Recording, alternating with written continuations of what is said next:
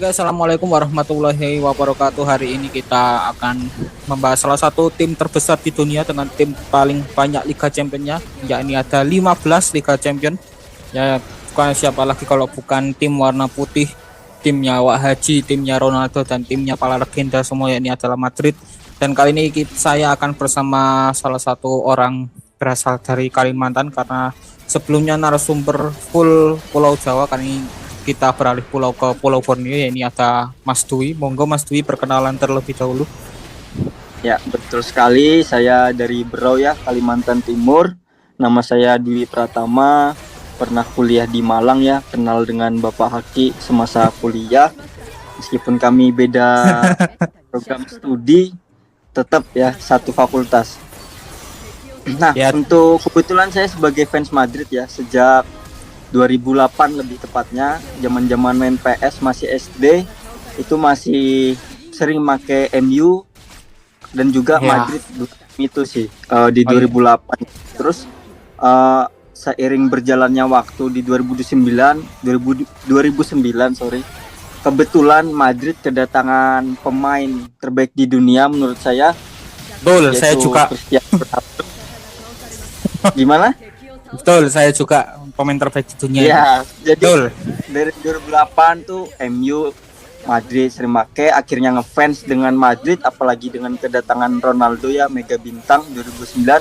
Nah, hingga sampai saat ini saya fans sejati Real Madrid, yaitu Madridista. Itu sekian perkenalan dari saya, teman-teman. Ya, kembali lagi ini memang saya ngajak teman-teman kuliah saya yang memang paling cepat ngajak ngobrol. Soalnya kalau lihat teman-teman pondok saya ini ya fans fanatik semua, tapi paling sekarang sudah nggak terlalu mengikuti bola kayak gimana ya teman-teman pondok itu. Ya sekarang kebanyakan teman-teman kuliah yang lebih ngikuti bola. Jadi ya ini kan bahas permainan Madrid dulu terlebih dahulu, analisis permainan terkait Madrid lawan Manchester City kemarin yang ya cukup sengit ya. Aku melihat bagaimana kalau Madrid pintar memanfaatkan ruang-ruang kosong yang ditinggalkan oleh salah satu impostornya City ya, Rico Lewis. Itu pengen banget. Rico Lewis sih mainnya elek banget sumpah. Kalau zamannya Beni Wahyudi Arema sih kalah yuk ben karo Beni Wahyudi. Beni Wahyudi ya. Iya. Sumpah apa itu kok Rico ya itulah pinternya Vinicius dan Mbappe itu ngisi ruang kosong ditinggalkan Rico Lewis dan juga para back-backnya City yang kayaknya sudah kemakan umur kayak Stones, Akanji ini kayak sudah melewati prime-nya. Jadi ya kemarin cukup sengit permainannya. Jadi ya mungkin dari Mas Dwi sendiri ya analisis pertandingan dari kemarin Man City lawan Madrid yang dibumbui dengan fansnya yang pamer-pamer Ballon d'Or-nya Rodri ya buat manas-manas ini malah ke comeback sendiri ya. Itu monggo Mas Dwi. Ya baik, jadi untuk Madrid sendiri waktu diundi playoff ini deg-degan juga sebagai fans, karena biar bagaimanapun Manchester City kan tim yang kuat kan, kuat. Jadi biar bagaimanapun tim sekelas Madrid juga harus diwaspadai ya untuk City, tim yang kuat. Dan juga City ini memang musim ini agak melemah ya, karena bukan dari strategi menurut saya, tetapi dari pemain-pemainnya. Jadi pemain-pemainnya yang agak melemah, entah karena pelatihnya atau apa, tapi untuk strategi sendiri City itu masih bagus gitu, dan masih tahu juga celahnya Madrid gitu dari awal. 4 musim secara berturut-turut kalau nggak salah ya, selalu ketemu Madrid. Ya, untuk selalu menyulitkan Madrid sih kalau City ketemu itu, meskipun jarang menangnya sih. Betul, karena selalu menang tipis terus ya. Iya, selalu menang tipis Madrid ya. Jadi ada pepatah yang bilang bahwa kalau Madrid di UCL kebobolan lebih dahulu, itu otomatis di akhir tim tersebut yang ngebobol tuh akan kalah gitu. Jadi panasnya di akhir. Itu kejadian dengan match kemarin malam ya, saat City lawan Madrid. Dan untuk analisis sendiri, menurut saya dari segi taktik Manchester City itu sudah sangat bagus ya, dari oper-operannya sama rekan tim, dan juga cara mereka buka ruang dan bagaimana caranya City untuk ngebobol gawang Madrid itu menurut saya dari taktiknya jalan dari Pep. Nah, kalau untuk Madrid sendiri masih sama ya, dengan main jelek tapi bisa menang gitu. Jadi strategi Madrid yang saya lihat masih sama sebenarnya. Jadi sering umpan terobosan gitu, buka ruang, oper ke tengah atau passing buka ruang yang kosong. Saya lupa namanya itu taktiknya apa. Nah, masih sama gitu. Jadi menangnya tuh dari umpan-umpan terobosan dan backnya City terpengaruh gitu dengan ruang yang kosong gitu. Di akhir kan kayak Vinicius sangat leluasa tinggal ngambil bolanya dari backnya City gitu, yang agak blunder lah. Memang blunder tuh bukan akal lagi, itu memang blunder. Blunder ya, makanya dari memanfaatkan celah lah pinternya Vinicius Junior. Dan lagi-lagi dengan main jelek, Madrid seorang Ancelotti tetap bisa memenangkan pertandingan. Itu sih kurang lebih Mas Haki. Ya kalau menurutku memang permainan standarnya Madrid ya, apa maupun main jelek mau apa, tetapi siapapun bisa nyetak gol buat kemenangan, ya wis itulah cara mainnya Madrid. Tapi lihat memang kayak apa itu, Ancelotti kan nggak perlu banyak strategi, yang penting bagaimana apa itu umpan itu sampai ke depan, sampai apa itu distribusi bola sampai ke depan. Mungkin banyak orang yang beranggapan bahwa apa itu Ancelotti ini miskin taktik, enggak, tapi kalau menurutku ya setiap pelatih ada taktiknya sendiri. Kayak misalnya Mourinho dengan defensifnya dan pragmatisnya. Kalau aku sih ya aku orang-orang yang perdebatan aja lah, cuma ngomong Ancelotti itu miskin taktik ya, aku enggak sih. Itu karena mungkin taktiknya sendiri lebih percaya kepada pemainnya, itu termasuk taktik lah, bukan main manajemen ya. Salah satu main manajemen, tapi ya salah satu bagian dari dirinya Ancelotti lah itu. Ya, kalau betul, aku itu. Betul. Jadi saya pengen bilang itu tadi yang Mas Haki bilang. Ya. Jadi meskipun dianggap Ancelotti miskin taktik ya, karena permainannya gitu-gitu aja untuk Madrid sendiri, sebenarnya itu taktik ya. Iya, sebenarnya taktik. Iya, sebenarnya itu taktik. Yang penting kan bisa menang tuh. Nah, kok bisa menang kalau miskin taktik gitu logikanya. Iya. Nah, jadi yang saya notice dari awal sejak di latihan Ancelotti, Madrid ini kan mainnya agak-agak gimana gitu ya, nggak enak dilihat lah bisa dibilang. Ya pragmatis lah, pragmatis cuma ngincar menang aja. Ya betul. Nah, justru itu adalah counter dari strategi-strategi yang ada pada saat ini. Ya kan? Betul. Strateginya misalnya nih Liverpool atau City zaman musim lalu, atau klub-klub yang mainnya sangat bagus gitu, itu kan kalau di UCL tetap saja kalah gitu kan, kalah. Apalagi musim-musim kemarin juga Madrid lawan City, lawan Liverpool, lawan tim-tim kuat lainnya, itu terbukti gitu, meskipun miskin taktik bisa dibilang pragmatis, tapi bisa menang. Nah, justru itu adalah counter dari game taktik yang ada pada saat ini gitu. Ya, tapi didukung dengan beberapa pemain yang mumpuni sih kalau aku lihat. Sama ya karena melihat pemain yang mumpuni ini, melihat Madrid ini krisis back tengah, kanan kirinya sangat banyak sekali krisis back. Ya, Alaba cedera, Rudiger cedera, Carvajal cedera, jadi pun mau nggak mau apa itu Vazquez pun yang jadi pengganti pun cedera. Akhirnya Valverde jadi back kanan, Tchouaméni jadi back tengah. Back in the world ya. Iya, the best. Bukan Tchouaméni yang the best itu, meskipun langsung pinter banget ninggalkan ruang. Jadi pemain City gampang masuk gara-gara Tchouaméni. Betul. Ini gimana melihat krisis back saat ini, Mas Dwi? Kalau dari analisisnya fans Madrid, perlukah kayak model-model kayak Raul Asensio ini naik lagi, mungkin dari pemain dari La Franca ini mau naik ke atas lagi, perlukah seperti itu, ataupun ya investasi lagi kayak Varane, datangkan back muda lagi, nyari kemana gitu? Baik. Jadi kalau untuk masalah back, Madrid memang untuk musim ini tidak akan merekrut back ya di season winter ini ya.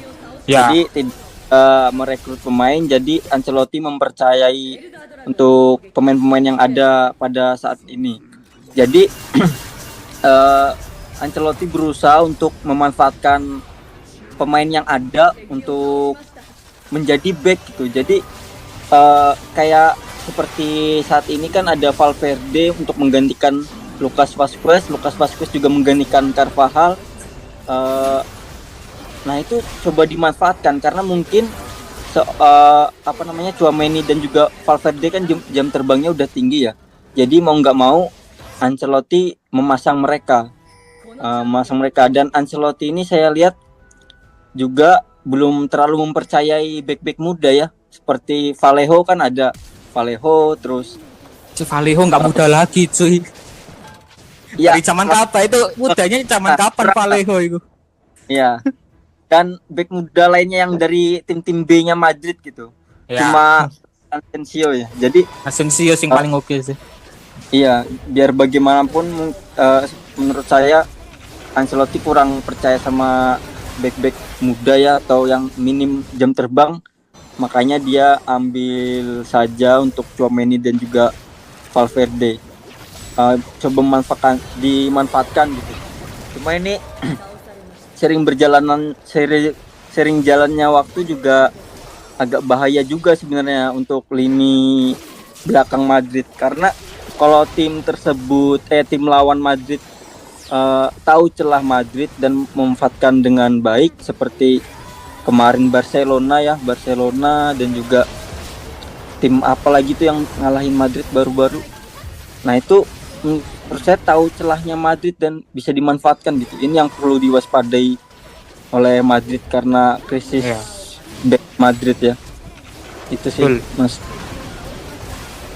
Ya, nyambung lagi ke krisis juga ya karena ini mengingat apa itu Valverde yang biasanya main di tengah akhirnya digeser ke kanan dan jadikan tiba-tiba Dani Ceballos tidak terduga tiba-tiba mengisi kekosongan itu jadi ibaratnya ya cross KW3 lah Anton apa itu Toni Kroos KW3 jadi distribusi bolanya meskipun cukup oke tapi nggak oke banget lah standar aja coba buat gantiin Kroos. Nah ini perlukah ini apa itu pengganti Kroos ini perlukah apa itu didatangkan di musim panas ke depan atau ya udah percaya sama Ceballos sama Valverde ini aja apa perlu apa itu mengembalikan Bellingham ke posisi awalnya waktu di Dortmund kan apa itu kan Bellingham kan bukan jadi AMF lebih kepada kayak di apa itu di playing midfielder kan Bellingham. Nah itu mungkin kalau dari Mas Duin sendiri kan apa itu sepeninggalan Toni Kroos ini nah ini kayak gimana pandangannya ini?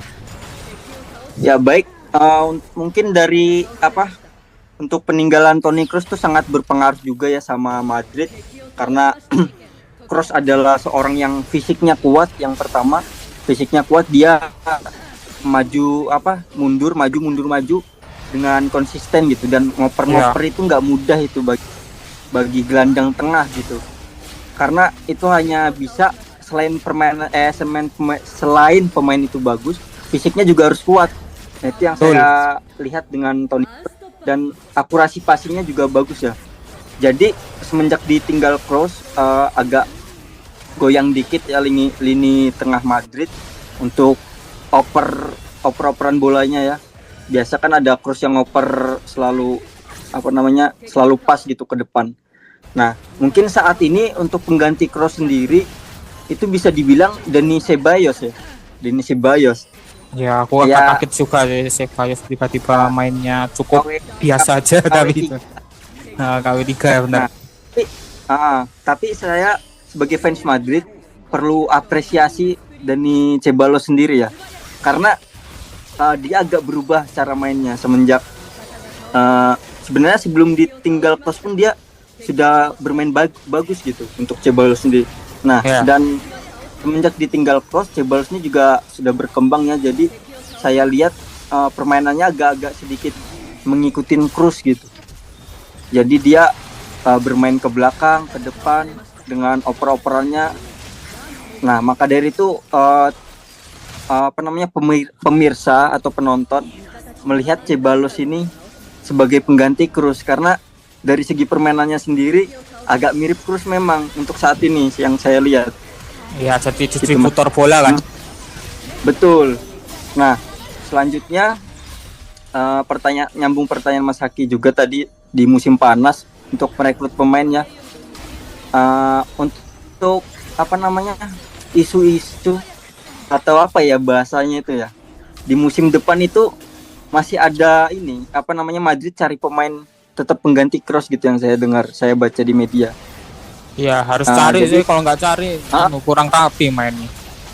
iya, jadi harus cari mungkin yang berpengalaman atau yang kemampuannya hampir sama dengan Kroos, yaitu yang saya dengar sih yang lagi hangat Zubimendi dari Real Sociedad ya. Oh, Yang rebutan akan itu. ya, yang akan dilawan nanti di semifinal Copa del Rey. Ya. Sepertinya itu sih yang akan diincar Madrid untuk gelandang mengganti Kroos yang saya baca di media, Pak.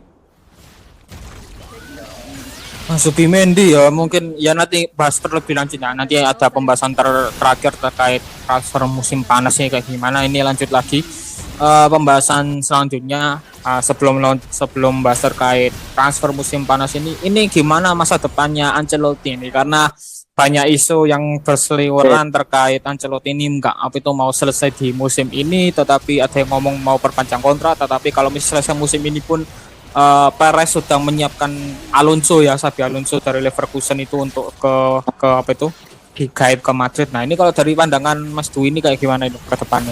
Kalau misalnya tapi kalau dari Ancelotti bawa Madrid masih oke aja sih, kalau meskipun apa itu besok nggak perlu diganti sih nggak apa sih kalau aku. Yang penting dapat pemain yang sesuai aja pun masih oke permainan.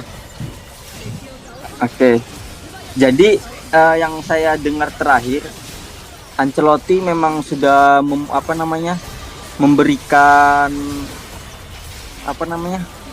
memberikan putusan gitu kalau dia akan meninggalkan Madrid di musim ini, di musim depan jadi dia akan out dari Madrid yang saya dengar di berita, dan Madrid pasti akan mencari pengganti Ancelotti, yaitu yang digadang-gadang Xabi Alonso gitu. Iya. Jadi saya sebagai fans tetap mendukung keadaannya gitu, meskipun Ancelotti pengen pergi, saya tidak apa-apa, karena kan saya pribadi pengen ada baru dari gaya main Madrid gitu. Jadi mungkin saya pribadi sudah bosan dengan cara mainnya, meskipun menang ya, cuma saya pengen lihat aja ada pembaharuan dari segi gameplaynya Madrid sendiri. Dan apabila Ancelotti out juga, kalau saya sebagai fans tetap support keputusannya ya, yang saya dengar di berita terakhir, dan juga saya akan support terus kalau memang Madrid sendiri ingin mengganti pelatih baru gitu. Itu sih Pak. Gak usah Pak lah, belum nikah Pak ya. Oke. Ya itulah kalau misalnya pandangan dari Dwi sendiri terkait Ancelotti, tapi menurutku ya memang Madrid butuh, kalau menurutku memang Madrid butuh angin segar sih, terutama ini kalau melihat Zidane sudah nggak mau balik lagi, karena Zidane kayaknya mau ngincer timnas Prancis ya, karena Didier Deschamps ini 2026 besok kan kontraknya berakhir kan. Nah, kan kelihatannya Zidane ini kan ngincer timnas Prancis ya, karena sudah ditawar Chelsea, sudah ditawar sama Juventus pun masih nggak mau sih lihat Zidane ini. Jadi mungkin Xabi Alonso menjadi bursa utama, melihat cara bermainnya yang sangat atraktif sekali. lihat mainnya Alonso itu ya atraktif sekali, di mana sangat memanfaatkan kedua wingbacknya itu pintar sekali. Kalau lihat di Leverkusen sekarang itu Grimaldo sama Jeremy Frimpong ya, yang dua-duanya menjadi inceran tim-tim besar. Ya mungkin nggak tahu ini yang mau didatangkan Madrid ini menjadi pelapisnya Carvajal, dan juga butuh bek kiri baru kayaknya. Bek kiri baru menurutku Ferland Mendy ini kayaknya sudah terlalu overrated menurutku ya, nggak terlalu bagus-bagus banget. Butuh kayak bek kiri yang oke, Mungkin beberapa nama di Inggris yang lagi naik itu ada back kirinya Bournemouth yaitu Milos Kerkez dan juga Milos Kerkez yang masih umurnya masih 21-an itu masih ya itu staminanya oke, dan juga mungkin kalau Madrid mau ngincer pemain Akamsi Spanyol sendiri mungkin akan ngincer Marco Kurela sih yang memang stabil banget di Chelsea ya. Stabil banget di Chelsea, stabil banget di Spanyol. Nah, itu mungkin cocok buat Madrid sih kalau Marco Kurela itu jadi ya apa itu pengganti baru buat Ferland Mendy karena Mendy ini terlalu overrated. Terlalu overrated sih, nggak cocok lah maksudnya buat apa itu intensitas tingginya Madrid ini. Nah, ini buat Bui terutama posisi mana yang harus didatangkan Madrid di musim panas ke depan, dan juga mungkin harapannya siapa aja yang datang ke Madrid ini. Saya ngelihatnya Madrid saat ini memang butuh back ya, karena kekurangan back. Jadi untuk berita sekarang itu Madrid ngincernya Saliba dari Arsenal.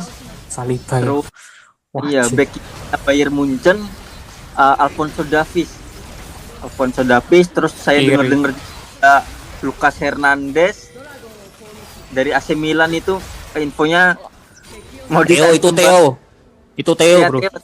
Theo Lucas di PSG sekarang. Karena kan Alphonso Davies juga berita-berita terbaru akan memperpanjang kontrak juga ya di Bayern Munchen. Jadi Madrid harus butuh back kiri baru ya. Setuju dengan Mas Haki bahwa Ferland Mendy itu mainnya juga agak-agak mengkhawatirkan lah bisa dibilang. Terus back kanan ini saya lupa juga ya right back yang pengganti Dani Carvajal itu ngincer siapa ya Madrid? Mas Haki ingat kah? Jelasnya Trent lah, siapa lagi? Oh ya, TAA, sorry. Ya, baru ingat. Pokoknya juga TAA akan diboyong Madrid ya di musim panas, dan sudah ada persetujuan antar personal juga saya baca di media. Ya, personalnya sudah setuju, tapi tinggal Liverpoolnya itu mau ngelepas apa enggak, sesimpelnya itu. Pokoknya Liverpoolnya mau perpanjang apa enggak. Kalau perpanjang ya udah batal. Ya, terus untuk yang back gelandang sendiri yang saya tadi bilang, kemungkinan Zubimendi juga akan digoda ya, bahasa ininya akan digoda. Zubimendi ya, rebutan sama Arsenal berarti Zubimendi. Ya, saya lihat apapun yang diincer Madrid itu akan diincer klub lain gitu. Gimana pasti lah. Contohnya itu siapa ya dulu? Siapa lagi Jo? Kau Palmer aja kau incer aja. Iya, pokoknya ini City kan ada ngerekrut back tuh yang dari Brazil. Oh, Vitores. Ya, Vitores kan dulu dari Palmeiras. Ya. Terus yang backnya MU juga itu yang dari Prancis itu baru. Oh, Euro juga, Lini Euro juga awalnya diincer Madrid juga, terus langsung direkrut MU. Gitu-gitu yang saya lihat. Jadi apapun yang diincer Madrid lebih dahulu, klub lain akan mengikuti gitu. Jadi wajar saja Zubimendi akan diincer oleh klub-klub lain gitu. Karena udah terdengar Madrid ngincer nih. Itu sih yang saya lihat. Untuk striker sendiri udah pas ya untuk Madrid. Ya tinggal Mbappe aja, itu tinggal mendengarkan petua dari Wahaji aja, tinggal mendengarkan petua, sabar-sabar aja di number 9 itu ya oke lah, lama-lama di tengah itu. Enggak perlu ngebet. Ya, pokoknya enggak perlu ngebet rebutan sama Vini aja sudah oke lah. Iya, menurut saya juga sebagai fans ya Vini tetap yang terbaik di sebelah kiri. Di sebelah kiri, winger kiri, Vini yang terbaik, meskipun ada Mbappe di situ atau Rodrigo juga yang kadang bagus main di kiri ya. Itu tetap Vinicius yang nomor 1 sih. Kalau memang ada Viniciusnya. Oh ya. Ada lagi nggak mungkin pemain-pemain baru yang mungkin posisi-posisi baru yang harus didatangkan? Mungkin di bek kanan ataupun mungkin kiper butuh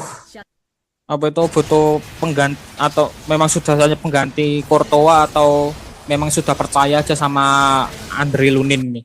Andriy Lunin untuk saat ini masih percaya dengan Andriy Lunin, Mas Haki, karena Andriy Lunin juga udah diperpanjang kontrak ya baru-baru, yang mana otomatis manajemen Madrid percaya akan kemampuan Andriy Lunin untuk menggantikan Courtois di masa depan. Oh ya, siap. Ya kalau misalnya mau kiper gratis nggak apa-apa, ngambil Robert Sanchez-nya Chelsea itu, aduh, nggak apa-apa sih, ngambil gratis aja. Ngambil gratis, kalaupun Chelsea mau tambahin bayar nggak apa-apa sih. Ini bapuk banget Robert Sanchez sih, Akamsi sendiri. Iya.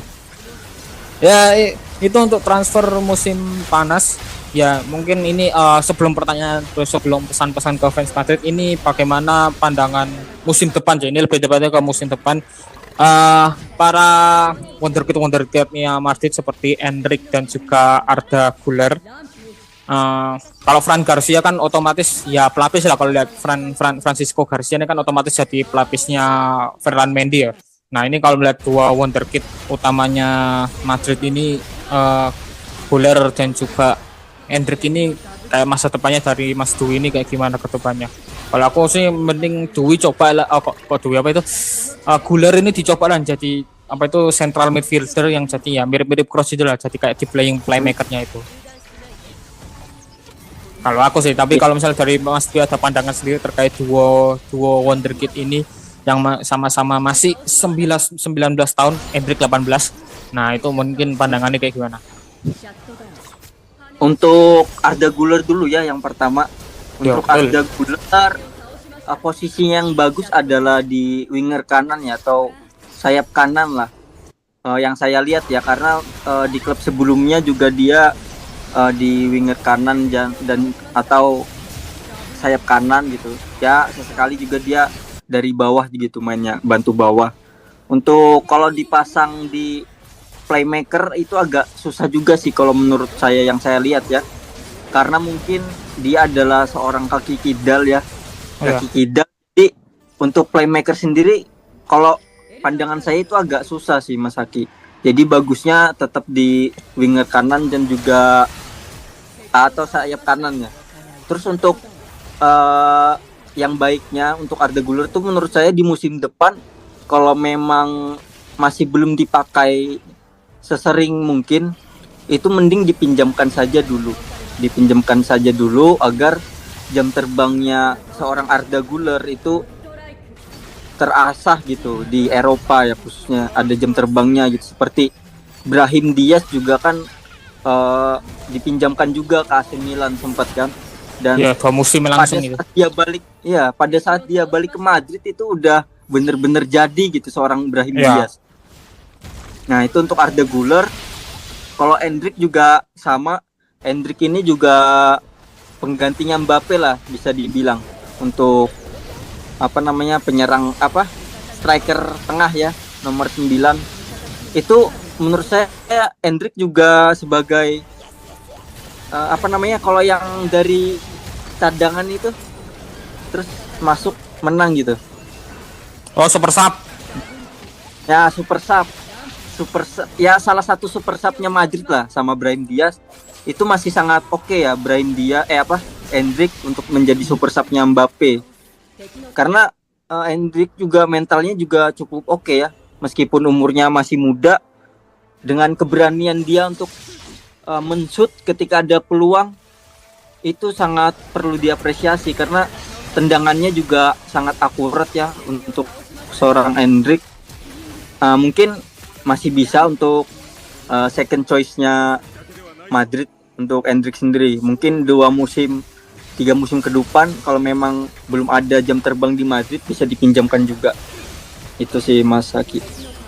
Ya, ini terakhir pesan buat para fans Madrid di luar.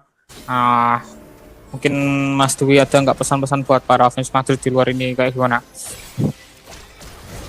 Ya, pesannya sendiri sih tetap support Madrid ya, bagaimanapun keadaannya, meskipun menang atau kalah atau nggak juara itu jangan jangan kecewa gitu, karena biar bagaimanapun kita sebagai fans Madrid mencintai klub ini gitu. Terus juga kita selalu berdoa untuk kesuksesan Madrid ya, dan juga berharap adanya pemain-pemain baru, dan juga saya sebagai fans berharap juga untuk adanya coach baru di musim depan. Itu sih Mas Aki. Ya, terima kasih Mas Dwi dengan statement terakhir, berharap ada coach baru di musim depan dengan angin segar permainan yang baru. Terima kasih teman-teman yang sudah mendengarkan di Spotify maupun di YouTube. Silakan ada kritik dan saran silakan di kolom komentar. Semoga kalian sehat selalu di sana, sehat selalu. Assalamualaikum warahmatullahi wabarakatuh.